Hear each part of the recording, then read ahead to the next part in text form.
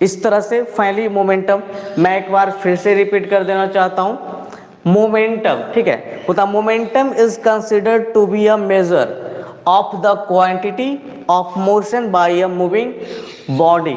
यानी कोई भी बॉडी जो होती है, यानी जो मोमेंटम होता है वो कंसिडर करता है बॉडी के मेजर को, ठीक है, यानी वो मूविंग मूविंग जो पॉइंट होती है उस पॉइंट के को कंसिडर करता है कि क्या बॉडी मूव कर रही है, यानी कि अगर करती है तो क्या उसका डायरेक्शन चेंज हो रहा है या नहीं हो रहा है, और जिसकी भी डायरेक्शन चेंज होती है तो फाइनली वहां पे मोस्ट यानी मास और उसके साथ साथ वेलोसिटी दोनों का दोनों कंजर्व किया जाता है। जहां मोमेंटम है वहां पे मास और वेलोसिटी जरूर होंगे, ठीक है। फाइनली मैं इसे इरेज करता हूं।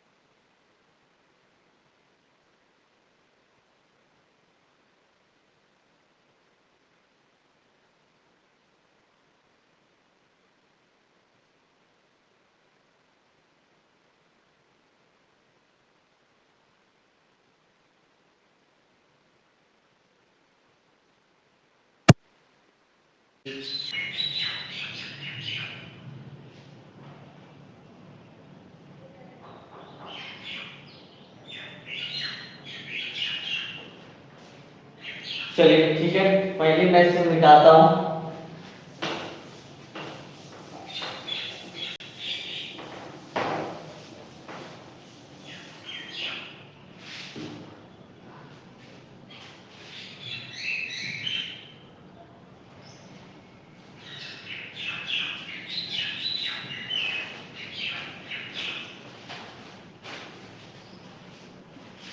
Next,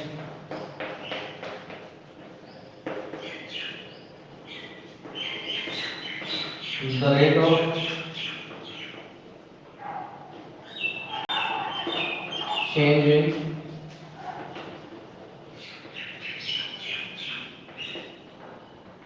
momentum.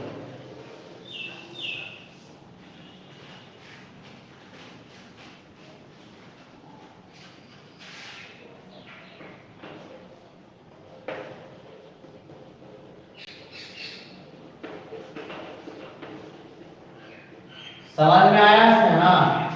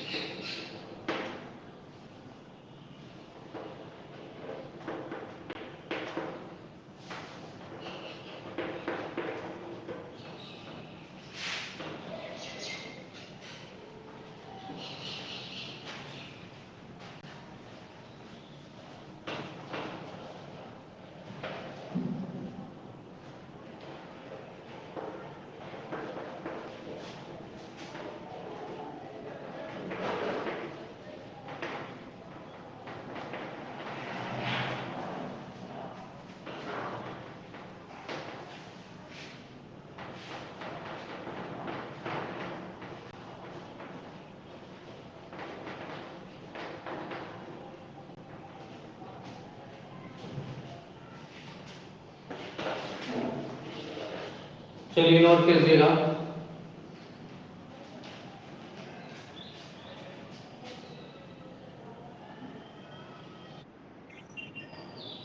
नहीं दिख रहा? एक मिनट, एक मिनट।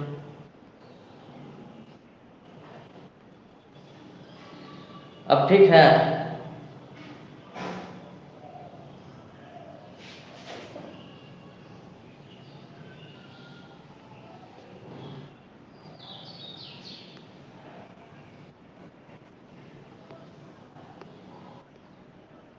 अब क्लियर है जी? नहीं आ रहा है, वीडियो तो चालू है। नेटवर्क प्रॉब्लम होगा शायद।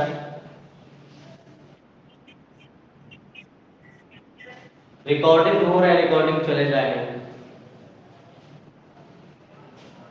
चलिए देखिएगा। चलिए ठीक। फाइनली क्या है कि the rate of change in momentum, ठीक है। तो फाइनली क्या है कि हम मोमेंटम के बारे में जानते हैं कि उनकी जो rate of change in momentum में क्या है। Finally the rate of change in momentum is equal change in momentum by time, ठीक है। Change in momentum by time. तो यहाँ पे क्या है कि मोमेंटम की जो टाइम है वो क्या हो रही है, चेंज हो रही है। मोमेंटम की टाइम क्या हो रही है, टाइम चेंज हो रही है। तो फाइनली बात ये भी आती है कि जब हम किसी भी मोमेंटम को, मोमेंटम के जो जो टाइम होते हैं उसको जो हम जब हम चेंज कर रहे हैं, ठीक है, मोमेंटम को टाइम को क्या करें, चेंज कर रहे हैं। तो जब चेंज करते हैं तो वहां पे क्या क्या डिपेंड करता है। तो चेंज इन मोमेंटम, तो वहां पे मास डिपेंड करेगा। और मास के साथ साथ क्या है कि जो एक्सीलरेशन होता है, यानी चेंज इन मोमेंटम की अगर हम बात करते हैं तो मोमेंटम की जो वेलोसिटी होती है वो चेंज होती है। वेलोसिटी चेंज कब होती है, जब वो एक्सीलरेशन फॉर्म में रहता है, ठीक है। मोमेंटम का जो फॉर्म होता है, मोमेंटम की जो एक्सीलरेशन फॉर्म होती है, तो कोई भी किसी भी मोमेंटम मोमेंटम अपने आप को चेंज कब करता है, जब उसके पास एक्सीलरेशन होता है और उसकी जो वेलोसिटी होती है वो चेंज के अकॉर्डिंग होती है।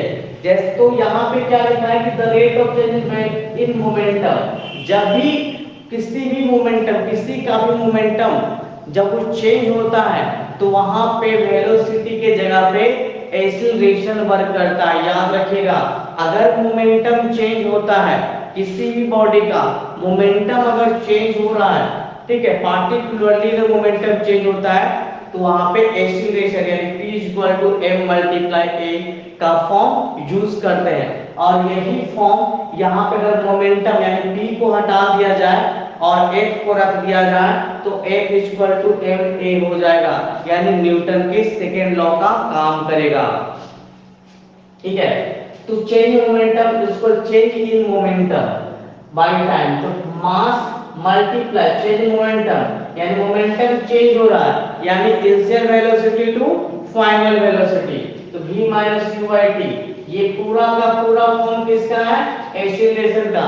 एक्सीलरेशन का फॉर्म क्या होता है, initial velocity sorry final velocity minus initial velocity by taken time, ठीक है, टोटल टाइम। तो ये पूरा का पूरा क्या हो गया, एक्सीलरेशन हो गया। तो according acceleration p is equal to m, mass को डिनोट करेंगे m से, और यहाँ पे final velocity minus initial velocity by t, इसको क्या से डिनोट करेंगे, टोटल का टोटल एक्सीलरेशन। तो p is equal ma, hence rate of change in momentum is equal mass into acceleration. यानी जब भी मोमेंटम का रेट चेंज होगा, याद रखिएगा, ओनली फॉर अगर मोमेंटम पूछा जाएगा आपसे, ओनली फॉर मोमेंटम की अगर बात की जाएगी तो वहां पे जब भी मोमेंटम की बात की जाएगी तो वहां पे आपको क्या करना है, p is equal to m भी, यानी मोमेंटम किसका प्रोडक्ट है, मास और वेलोसिटी का प्रोडक्ट है। लेकिन अगर मोमेंटम के रेट में चेंज आ रही है, मोमेंटम का रेट में अगर चेंज आ रही है तो वहां पे हो जाएगा p इक्वल ma, यानी मोमेंटम इक्वल मास मल्टीप्लाई एक्सीलरेशन, ठीक है। तो ये किसका फॉर्म था, ये था rate of change in momentum, यानी जब मोमेंटम चेंज होगा, ठीक है, मोमेंटम जब भी मोमेंटम का रेट चेंज होगा तो फाइनली वर्क करेगा रेट ऑफ चेंज इन मास और एक्सीलरेशन। क्लियर। अब हम इसके बाद न्यूमेरिकल्स को बनाएंगे, ठीक है। मैं एक न्यूमेरिकल्स को ड्रॉ करता हूं, कोशिश कीजिए आपके पास मैं 1 2 से 2 मिनट समझने का टाइम दूंगा, अगर बनता है तो ठीक है, नहीं तो मैं फिर से मैं खुद बना लूंगा।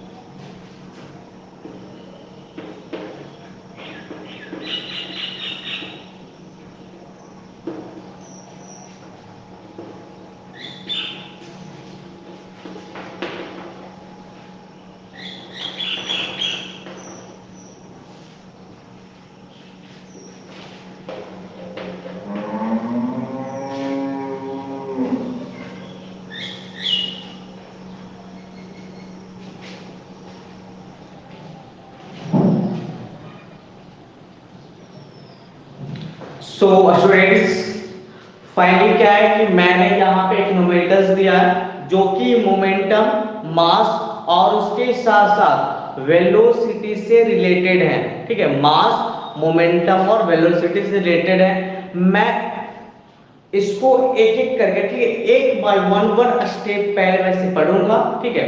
उसके बाद जो भी इसमें क्लू आएंगे उसको मैं डिराइव करूंगा। ओके, क्लियर, ठीक है। तो फाइनल क्वेश्चन क्या कहता है, क्वेश्चन को देख लीजिए। कहता है कि a body of mass, body of mass यानी कोई बॉडी है जिसकी मास, मैं बॉडी बनाता हूं, ठीक है, एक मैं एक बॉडी बना रहा हूं, डिराइव देखना है, ध्यान से देखना। फाइनली क्या है कि मैं एक बॉडी को ड्राइव कर रहा हूं, वो बॉडी क्या है, ये एक बॉडी है। बॉडी कैसी बॉडी है, एक मान लो कि एक 4 व्हीलर गाड़ी है। देखो गाड़ी खराब ही बनी है, पर क्या करोगे, बना तो दिया, ठीक है, इस तरह से ऊपर जाएगी, ठीक है। एक 4 व्हीलर गाड़ी है, इस तरह से गाड़ी मैंने बना दिया। उसके बाद ये एक बॉडी होता है कि बॉडी ऑफ मास, इसका मास कितना है, 25 kg। बॉडी का मास कितना है, 25 kg। Has a momentum, has a momentum of 125 kg metre per second. इस गाड़ी का, ये जो आप बॉडी देख रहे हो ना, ये बॉडी, इस बॉडी का वेट कितना है, 25 kg। और बॉडी पे लगने वाला टोटल मोमेंटम कितना, तो 125 किलोग्राम मीटर पर सेकेंड। ये मोमेंटम की यूनिट है, ठीक है, भूलना मत, मोमेंटम की यूनिट है। अब बोलोगे सर मोमेंटम की यूनिट कहाँ से आई, मैं वो भी बता दूंगा क्या कि वो मोमेंटम की जो यूनिट है वो कहाँ से आई। मोमेंटम की जो यूनिट है बच्चों, मैंने पिछले लेक्चर में मैंने पढ़ाया था, P = mv। क्या बताया, P = mv। तो वहां पे मोमेंटम, मास, मास का क्या होता है यूनिट, ऐसा यूनिट किलोग्राम होता है। और वेलोसिटी का ऐसा यूनिट क्या होता है, मीटर पर सेकेंड। ये किसका यूनिट हुआ, वेलोसिटी का यूनिट मीटर पर सेकेंड, और मास का क्या हुआ, किलोग्राम हो गया। उसके बाद किलोग्राम तो क्या हो जाएगा, केजी, मल्टीप्लायर तो केजी मीटर, ऐसे लिख दो, पर सेकेंड लिख दो, या तुम लिख दो केजी मीटर सेकेंड इनवर्स 1, ठीक है, कोई दिक्कत नहीं है, आप ये भी लिख सकते हो, किसी तरह की कोई दिक्कत यहाँ पे नहीं है। अब बात यहाँ पे करते हैं कि मोमेंटम, तो केजी मीटर पर सेकेंड अगर बोल रहा है तो ये तो पूरी की तरह भैया मोमेंटम ही है, ठीक है, पूरी की तरह पूरी मोमेंटम है, कंफर्म है कि ये मोमेंटम है। अब मुझे क्या है कि बॉडी, यह जो बॉडी है तो बॉडी का मास कितना 25, अब बॉडी की मोमेंटम कितनी 25 किलोग्राम मीटर पर सेकेंड। क्या बोलता है कैलकुलेट द वेलोसिटी, क्या कैलकुलेट करने के लिए बोल रहा है वेलोसिटी। आ गई ना बात, मोमेंटम पे आ गई ना बात, क्या आ गई मास पता चला गया, उसके बाद वेलोसिटी पता चली गई। अब सॉरी वेलोसिटी तो नहीं पता है बट मोमेंटम पता है, मास पता है, उसके बाद टोटल मोमेंटम जो बॉडी की जो टोटल मोमेंटम वो तो पता है, उसके बाद मुझे वेलोसिटी नहीं पता है।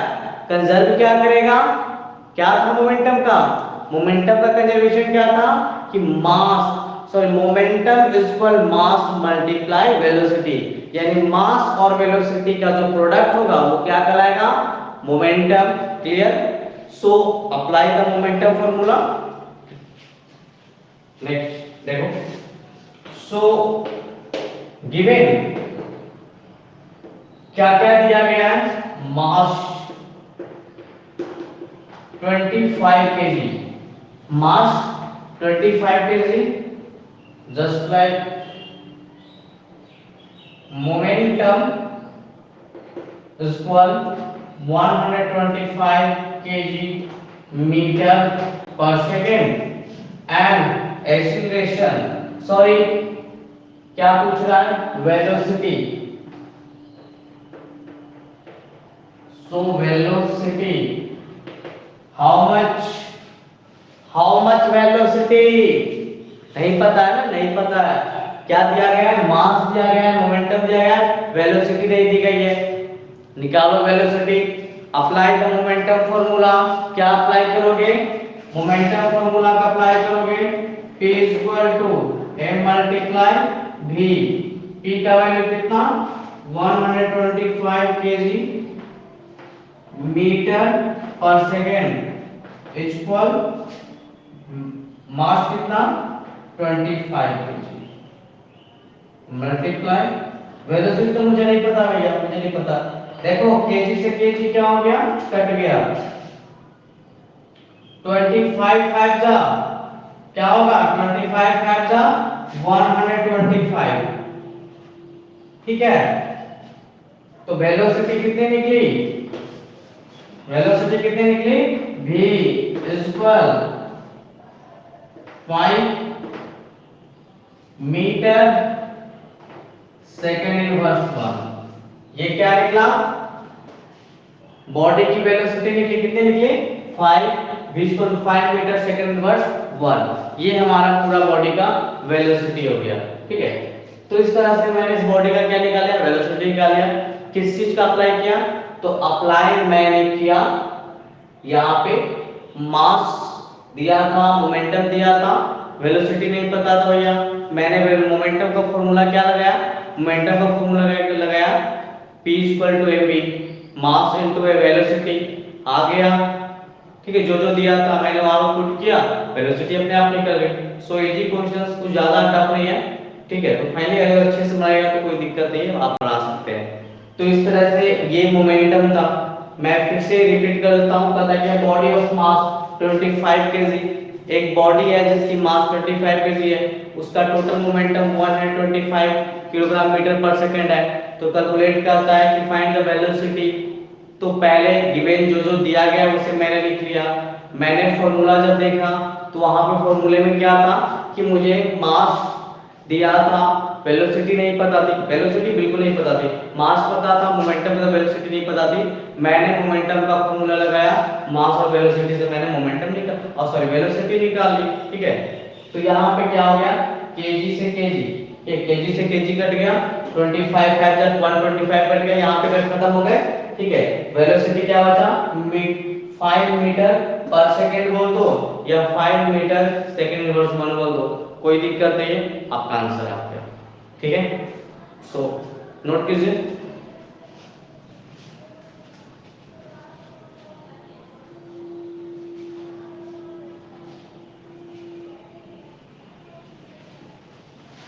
चलिए हो गया नोट, ठीक है।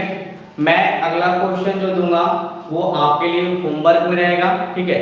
मैं जो क्वेश्चंस दूंगा वो होमवर्क में रहेंगे। क्वेश्चन थोड़ी सी टफ रहेगी, बट अगर थोड़ा अपने माइंड को यूज कीजिएगा तो आप आसानी से बना सकते हैं, ठीक है। क्या छोटे बच्चे नहीं, क्लास 9 के बच्चे काफी समझदार हैं और आप हर चीज को अच्छी तरीके से जानते हैं। इसके पहले वाले टॉपिक भी आप पढ़ चुके हैं कि मोमेंटम क्या है, कैसे कंजर्व करता है, क्या उनकी डिजर्वेशन है, ठीक है। तो फाइनल इन बातों को ध्यान रखिएगा और अभी जो मैं न्यूमेरिकल्स इसके बाद देने वाला हूँ वो खुद से घर से बनाइएगा।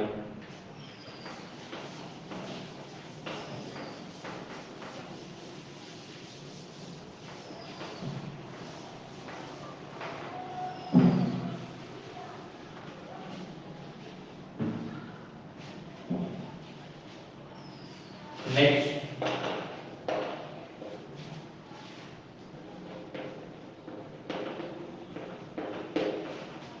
an object of mass 100 kg is accelerated uniformly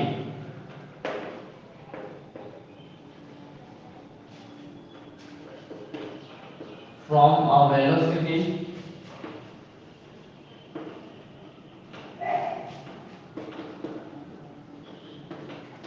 five meter per second to 8 meter per second in 6 seconds. In 6. Calculate the initial and final velocity. Calculate the initial and final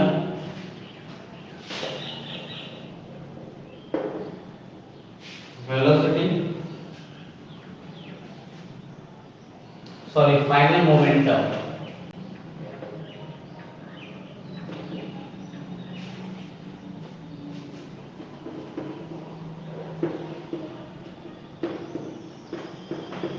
of the object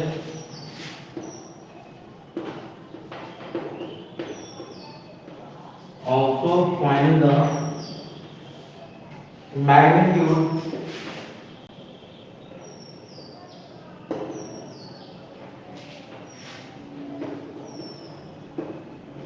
of force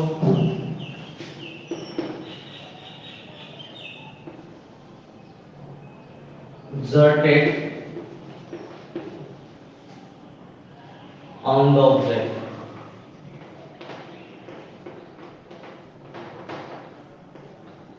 So students, इस वाले numericals को आप घर से बनाइएगा। ये आपका HW work रहा। मैं इसको समझा देता हूँ कैसे बनाना है, ठीक है। क्या चीजें खोज रही है, किन किन चीजों की यहाँ पे जरूरतें हैं, मैं उन्हें बता देना चाहता हूँ। तो क्वेश्चन कहता है, एक बार क्वेश्चन को देख लीजिएगा। कहता है कि an object of mass 100 kg, एक ऑब्जेक्ट है जिसका मास कितना है 100 kg है। क्लियर होता है कि is accelerated uniformly from a velocity of 5 metre per second and 8 metre. यहाँ पे उस ऑब्जेक्ट पे एक्सोलेट हो रहा है, वो ऑब्जेक्ट क्या कर रहा है, एक्सोलेट हो रहा है, यानी जब चलता है, ठीक है, जब वो चलता है तो स्पीड कुछ और रहती है, थोड़ी आगे जाके तो स्पीड कुछ और हो जाती है, यानी 5 से 8 हो जाती है। और कितने टाइम में, टाइम टोटल लग रहा है 6 सेकंड। ये तो बिल्कुल क्लियर है, एक्सेलरेट आ गया तो बिल्कुल क्लियर है कि फाइनली क्या चीजें खोज रही है, ये आप भी समझ रहे हैं। उसके बाद calculate the initial and final momentum of the object. अब यहाँ पे क्या बोल रहा है कि हमें कैलकुलेट करना है इनिशियल और फाइनल मोमेंटम को। जो ऑब्जेक्ट है उस ऑब्जेक्ट से इनिशियल और फाइनल मोमेंटम कंडक्ट करना है। उसके साथ साथ फाइंड द मैग्नीट्यूड फोर्स, यानी वहां पे जो फोर्स एक्सर्ट कर रहा है, यानी एक्सीलरेशन में जो फोर्स एक्सर्ट कर रहा है उस ऑब्जेक्ट पे, तो उस ऑब्जेक्ट का एक्सर्टेड फोर्स भी हमें फाइंड करना है। क्लियर, यानी हमें क्या निकालना है, एफ। क्या निकालना है, एफ निकालना है। तो इसको आप घर से कंप्लीट कीजिएगा और जहाँ कहीं भी आपको दिक्कत हो, कोई प्रॉब्लम्स हो, तो आप मुझे मेरे जो व्हाट्सएप ग्रुप है, जो क्लास का एक्सलेंस कोचिंग सेंटर का जो फाइनली ग्रुप बना हुआ है, उस ग्रुप पे भी आप मैसेज कर सकते हैं, या तो आप मेरे पर्सनल व्हाट्सएप नंबर पे आप अपनी जो आपकी जो डाउटनेस है या जो क्वेश्चंस कंप्लीट नहीं हो पा रहे, जो नहीं बन पा रहा है, मैं सभी क्लास को कहता हूँ कि आप सभी टीचमेंट ऐप को डाउनलोड करें और फाइनली जो डाउट्स हैं अपने क्लास रिलेटेड मुझे फॉरवर्ड करें, और मैं उसे उस क्लास में या मैं अपने लेक्चर के थ्रू आपको उसके सारे डाउट्स में क्लियर करवा दूंगा। मैथ्स, साइंस, एसएसटी जहां से भी डाउट्स हो आप फाइनली मुझसे कंसल्ट करें और मुझे आप मैसेज करें सर यहाँ पे मुझे डाउट्स हो रहे हैं, उस डाउट्स को मैं क्लियर करवा दूंगा। तो फाइनली ये जो टॉपिक था ये मोमेंटम का टॉपिक था, और इस एग्जाम्पल अगर आपने इसको बना लिया तो मैं मान लूंगा कि आप मोमेंटम भी अच्छे से पढ़ चुके हैं, और मैंने जो प्रीवियस चैप्टर में जो एक्सीलरेशन के बारे में पढ़ाया था, तो एक्सीलरेशन चैप्टर भी आपने अच्छे तरीके से पढ़ा होगा। ठीक है, मैं यही उम्मीद करूंगा आपसे। तो फाइनली इसको कंप्लीट करें, इसे अच्छी तरह से बना लें। ठीक है, और बनाने के बाद फाइनली क्या है कि जब ये बनेंगे तो फाइनली आप मुझे बताएं कि बने या नहीं बने, नहीं तो मैं अगले क्लास में फिर बनाऊंगा ही। सो आज के लिए इतना ही। Okay, thank you. जहाँ पे भी प्रॉब्लम हो आप मुझे जरूर बताएं।